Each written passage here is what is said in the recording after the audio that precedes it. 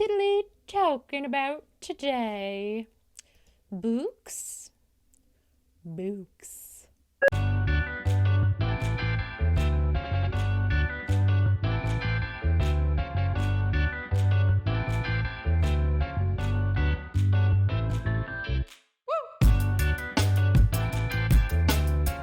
Am I drinking LaCroix out of a champagne coupe? Cheers.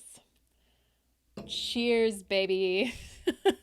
I feel so much like that Gatsby meme, the one with, Leonardo DiCaprio, whenever I hold this glass.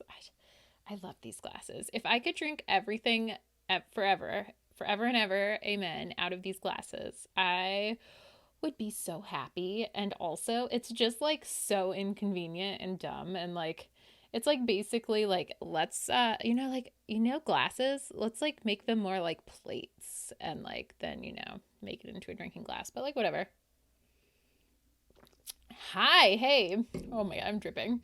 I'm literally dripping LaCroix down my shirt. It's Allie. Hi, how are you doing? What is new? What is happening? Anything? Everything? Everything. I knew it. Me too. Me too. Everything is happening over here, and it's already September 4th, and it's literally dinner time where I am. But I said, no, I'm going to go down there and I'm going to tell the people about the books I read in August because we gotta keep it moving. We got to keep it moving. All right, here we go. So, what did we read? We're just going to do it the same way we did I almost said last year. Dang. We're going to do it the same way we did last month, where I just tell you in chronological order. I'm just going to like walk you through my August. I will tell you my ratings, a couple brief thoughts.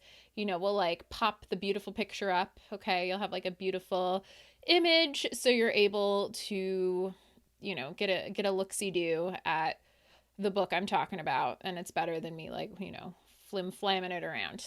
Okay. Talking this champagne coupe has me talking like I'm in 1920s. See? Flim flamming that book around. Okay. First book I read in August. Well, I started it in July. I started it on July 15th. I finished it on August 5th.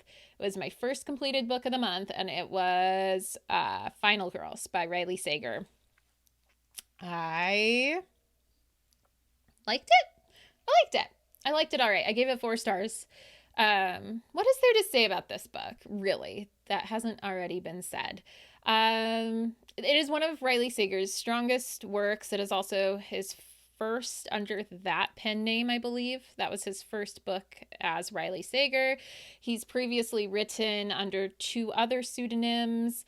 I think he's quoted as saying that he switched pseudonyms because his other books didn't do particularly well, so he like didn't want to be, if you're associated with those books, it might like affect the publication and marketing of the others. I could be completely wrong on that, but I feel like I read that once, like when I went down some kind of Riley Sager rabbit hole. It's just another Riley Sager book. I don't know what to tell you. There's a twist, and then there's probably like another twist, and then there's like one more twist. And this one, I did guess the twist. I don't think that makes me smart. I never think that makes me smart. I think it's just I sometimes can just guess the twist by reading the synopsis. And I just got the vibes. I mean, maybe Riley Sager just like put the vibes on the page and I was like, yep, that's it. And that was it. Okay, too much time on that. Next book I read was a one-day book because it was a book of Mary Oliver poetry. Why I Wake Early. 5 stars. Mary Oliver is my kindred spirit. I love her so much. Her writing really encapsulates the person I want to be when I'm at my best self, if that makes sense. So her writing is predominantly about the natural world. It is really, I guess, just trying to work to convey the beauty and sometimes the most mundane things that Mary sees. Mary also lives, like, it sounds like she lives somewhere very beautiful, or lived. I believe she passed in 2017. But regardless, her surroundings that she describes in her poetry are beautiful. And profound. She really does use the mundane to hit home on some profound themes. And I love Mary Oliver. You can't go wrong with Mary Oliver poetry. If you haven't read any Mary Oliver yet, like, I beg you, like, even just one poem would be, it would benefit you. I promise. All right, next book. I started on August 9th and I finished on August 14th, and that was You Never Forget Your First, a biography of George Washington by Alexis Coe. This was my book club's book of the month. This was what we read for book club, and I gave it 2 stars. I didn't like it. It felt disjointed to me. This is like a pretty popular biography of George Washington. So don't let my opinion sway you in any way, shape, or form. But I felt like the book was disjointed. I felt like I was missing a lot of information. I felt like some of the primary sources, I wasn't entirely convinced of the way they were being interpreted. And beyond that, like, it was very interesting. It does bring out a lot of really important information that I don't think is highlighted about George Washington enough. That, how many slaves George Washington owned, how he didn't free any of his slaves while he was alive. And these are all very important issues, and I'm really grateful that Alexis has written about them in her book. However, I needed probably like 100 or 200 more pages for the story to feel full, like to feel like it was actually George Washington's life story, like his biography. I guess, it's interesting because she makes light, she pokes fun at the men who have written stories about George Washington and how their books are like 1,000 pages long and all this. And I kind of was left when I finished this. I was like, I kind of wish there were a couple hundred more pages in this book. I don't, like, I didn't get all of it. I didn't get all of the information I felt like I needed. Next is one of my 5-star reads. This was a 5-star read. It was so good. Oh my gosh, guys, this was so good. It Happened One Summer by Tessa Bailey. It says here that I started it on July 2nd and I finished it on August 20th, which is crazy. I might have like read the first 3 pages, left it on my nightstand, and then I read the whole thing in one day. Oh my gosh. I love the story. The story is about Piper Bellinger, and okay. Confession. Are you ready for this? Is my confession. This is my confession. I haven't watched Schitt's Creek. I haven't watched it. I know everybody loves it. I haven't seen it yet. Maybe I will, because the main character in this book, Piper, is based off of Alexis in Schitt's Creek, I think. And Piper is this LA socialite who's kind of aging out of socialite dumb in terms of like, LA standards, meaning I think she's like 27 or 28. And she gets in real big trouble. She gets in real hot water, and her stepdad sends her to the Pacific Northwest, to a fishing town where she was actually born. She and her sister were born there, and she's meant to go and like manage a property that their family has had, just like in the lineage for forever. And so she's kind of like on, like doing a penance away from LA for 3 months. And of course, she meets a fisherman who is I think his name is Brendan. Is that right? I don't have any notes. So if it's not Brendan, like, sorry guys, but we gotta keep it moving.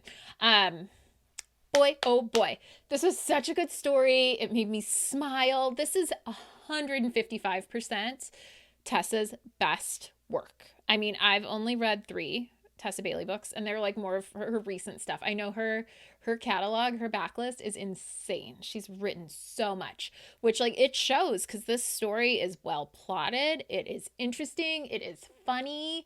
It is good. And like, if it's Tessa Bailey, the smut is really, really good. Okay, I didn't say that, but okay. So also you should know, like, I would put this on the spicy meter, I would probably need a glass of milk.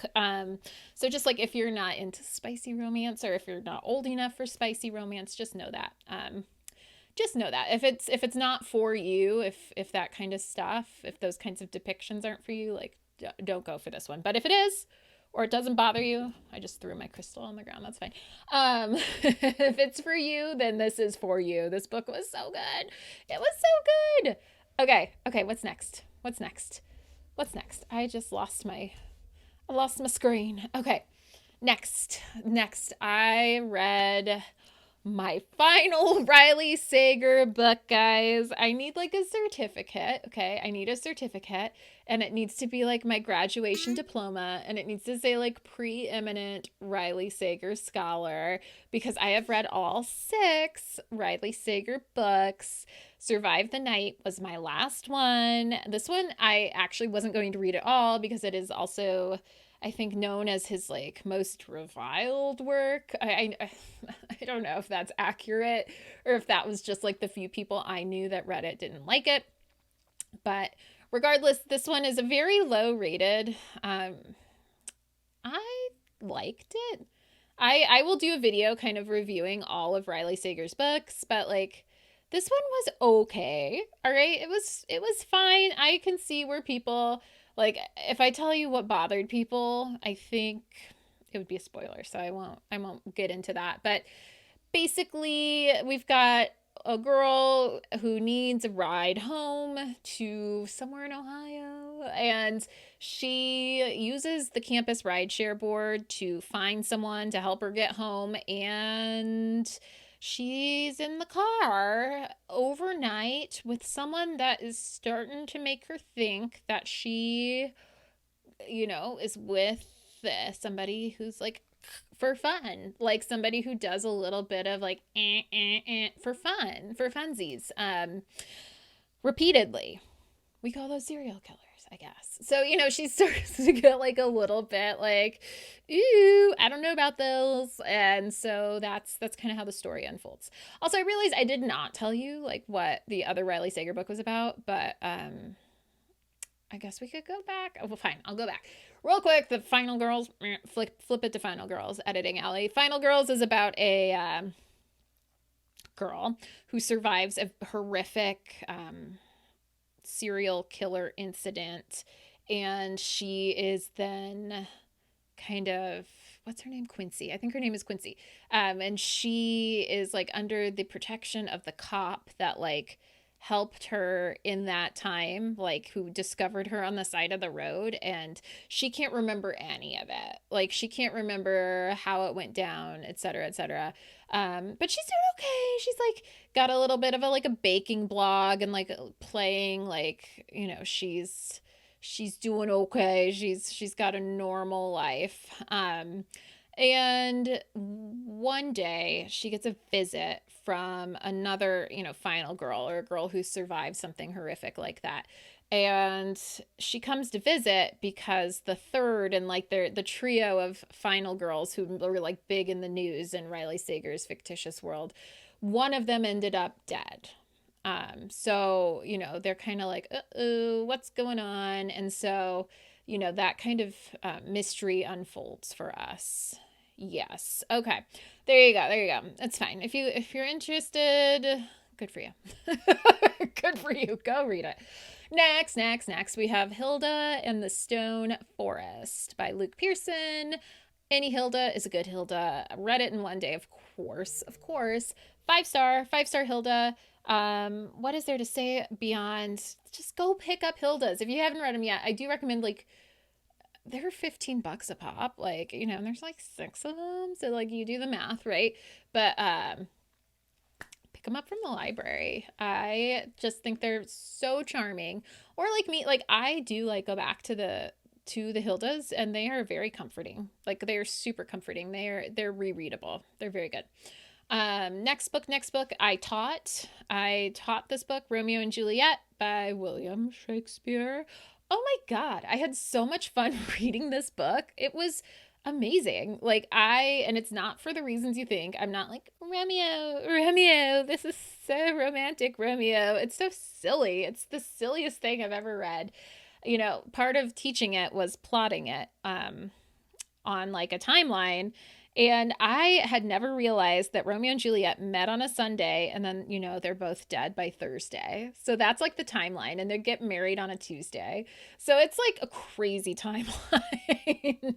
And what the story has, what it has is some of the most mesmerizing and most intensely interesting secondary characters that not just in any like Shakespeare that I've read, but in any book that I've ever read. Like Mercutio is genius. He's a genius character. The nurse, genius, right? Like the friar, awesome. So like the story is really carried by, for me, and we don't need to get into like a Shakespeare analysis or something, some Shakespearean analysis, but like the story for me is carried by the secondary characters and the way they perceive Romeo and Juliet and their commentary on what's happening. And I just found this piece of paper and I just loved it. I read 3 more books this month, and one of them is my all-time favorite book. So first and foremost, I need to like send a thank you, like a virtual thank you. I need to like just so grateful for Books and Lala saying that Our Wives Under the Sea was a 5-star read for her. I listened to the audio of Our Wives Under the Sea. I love this book. Okay, this book by Julia Armfeld is, I will tell you, it is my number 1 book of this year. And it may possibly, it's not my number 1 book of life, I don't think, but it definitely makes the top 10 of any book I've ever read. Possibly top 5. I don't even know where to start with this book.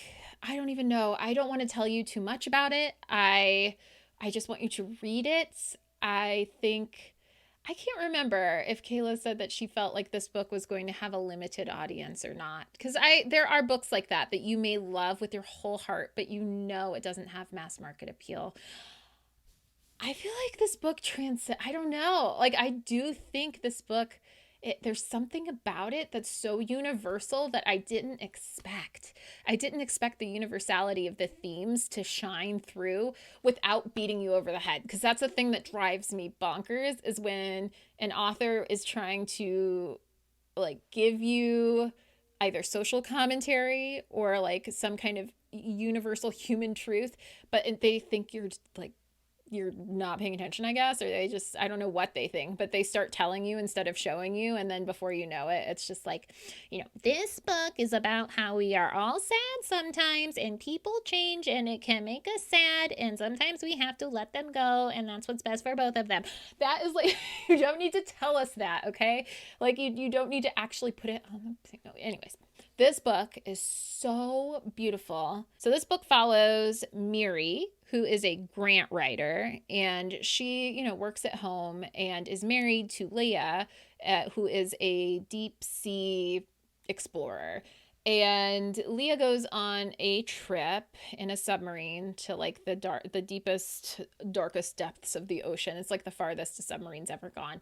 And she's supposed to be gone for 3 weeks, but she's actually gone for 6 months. And when she comes back, some things are different. And this book is like ostensibly a horror novel, I suppose, but it's so much more. It is so good. If you read one book that I have ever told you to read, this is like, please read this book. It's beautiful. Julia Armfeld, I think, got her start in short stories, which I'm ordering her book of short stories. I can't wait to read them. She is such a good writer, and you can tell that she's used to short form because the first page, I'm getting like chills talking about this book. The first page, I was transfixed. I was entranced. She had me. And that has happened so rarely in my life that this book has to be in my top 10. Like, it has to be in my top 5. I would never say somebody is like an auto-buy author or my favorite author after reading one work by them, but like I think Julia Armfeld might be the exception. She is exceptional. And thank you for writing this book because it meant so much to me. It was so profoundly beautiful in so many ways. The next book I finished was not. Oh boy. I read Daisy Darker. And it's getting so many good reviews. This was a 2-star read for me, guys. It was a 2-star read. I can't tell you much. I wish I could. I might do like a spoiler video. Maybe let me know if you want to hear my thoughts, like a spoiler talk about Daisy Darker. The premise is great though. And like I will tell you about it just because so many people have loved it. So Daisy Darker is about our titular character, Daisy, who goes to her Nana's house for her 80th birthday.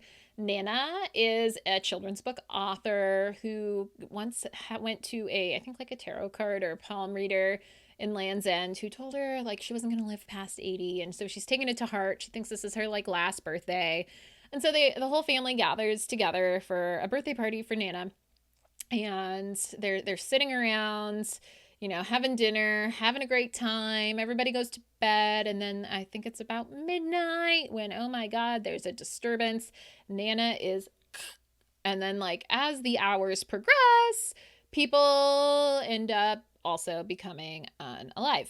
And so we're trying to figure out who's doing it. And of course, this is kind of like a, what do we call them? A locked room mystery. It's very much And Then There Were None by Agatha Christie, because Nana lives on this little island where her home is. Her home sea glass becomes inaccessible because there's like a causeway that when tide is high, you can't cross. It's almost like a sandbar that like disappears. And there's a storm and like a boat is missing. So everybody is stuck. Also, it's 2004, so there's no cell phones, right? So we have to but anyways, the premise is golden. The premise is amazing. The premise is perfect. The execution, guys,